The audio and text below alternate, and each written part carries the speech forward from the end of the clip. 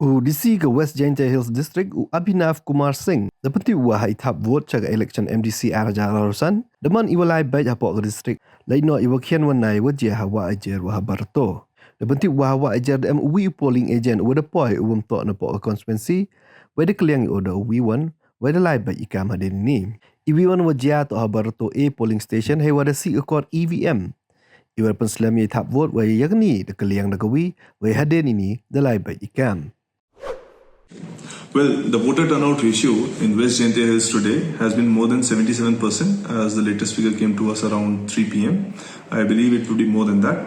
Overall, the election process has been smooth, though there have been small issues which have been tackled at the local level. And there have been no major law and order issue throughout the district. That is something which could be said.